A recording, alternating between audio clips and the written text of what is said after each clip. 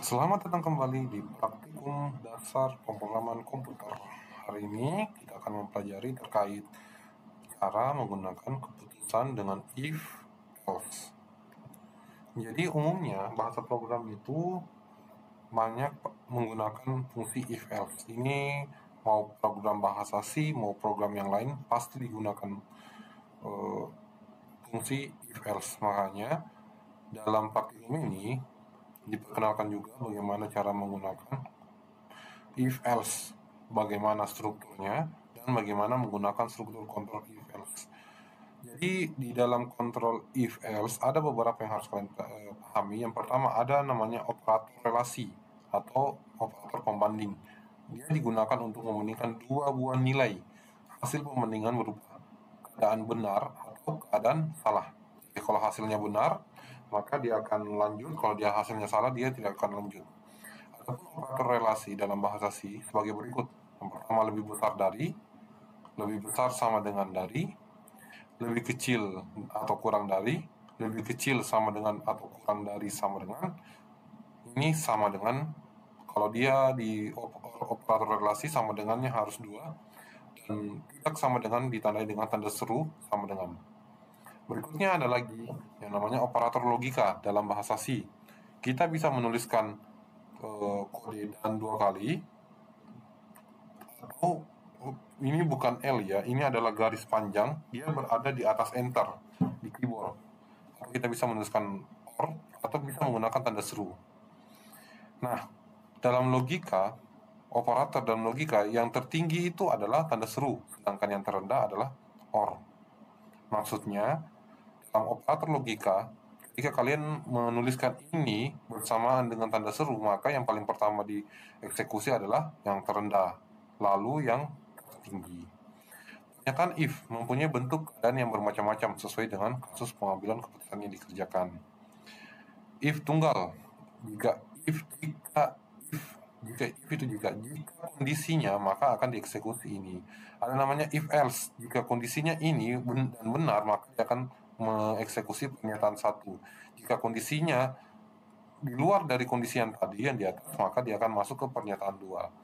Ada namanya if jamak.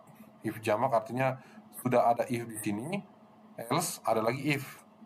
Dia kondisinya jamak, artinya ada dua kali if. If satu lebih kecil dua misalnya, maka satu lebih kecil dua itu benar, dia akan eksekusi ini. Kalau kita tulis satu lebih besar dari dua, nah itu salah. Dan ketika salah, dia akan cek lagi. Dia cek lagi if-nya di bawah, apakah sudah sesuai atau tidak. Terakhir, nested if. Maksudnya nested if itu if dalam if. Jadi kita bisa buat kondisi satu, baru kondisi dua. Jadi setelah dieksekusi ini dan benar, maka dia akan masuk ke kondisi yang di bawahnya. Jadi ketika kalian menulis kondisi if, perhatikan garisnya. Bagusnya kita menulis dengan rapi. Nah, ini adalah contoh program. Kita akan coba bagaimana cara menjalankan program ini. Kita akan buka Borland C++. Oke, lalu kita akan buka file baru, lalu kita paste. Nah, yang tadi maksud saya, kita ketika membuat program harus rapi. Harus rapi. Kita atur sedemikian rupa sampai rapi.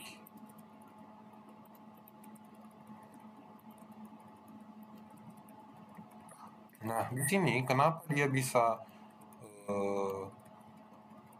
agak maju sendiri, karena if ini jika kondisinya terpenuhi maka dia akan mengeksekusi yang di bawahnya. Lalu jika tidak sesuai dengan yang kondisi ini maka dia akan eksekusi yang di bawahnya ini. Nah, kita bisa jalankan, kalau kita jalankan aplikasi ini, nah kita harus ingat paling di atas adalah header. Yang berikutnya adalah main program, badan program. Dia ada buka kurung sama tutup kurungnya. Lalu kurung kerawal ya. Di sini ada variabel yang digunakan adalah double.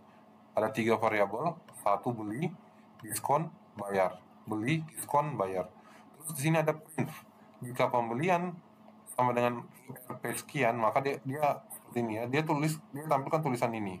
Coba kita jalankan dulu. Oke, programnya jalan ya. Nah, tulisan ini akan aktif. Print jumlah pembelian sama dengan RP sekian. Nah, kita tinggal masukkan berapa sih yang kita masukkan. Misal kita masukkan 3.000 ya. Kita masukkan 3.000. Scan if. Jadi angka 3.000 akan dimasukkan ke dalam variabel beli. Jadi angka 3.000 ini akan dimasukkan ke variabel beli. Kalau dia double, kita tulisnya seperti ini, persen %LF. Oke, persen %LF. Oke, persen %LF. Lalu beli adalah variabel yang kita masukkan. Jadi yang 3.000 ini akan masuk ke variabel beli. 3.000 akan dibandingkan dengan ini. Apakah dia benar?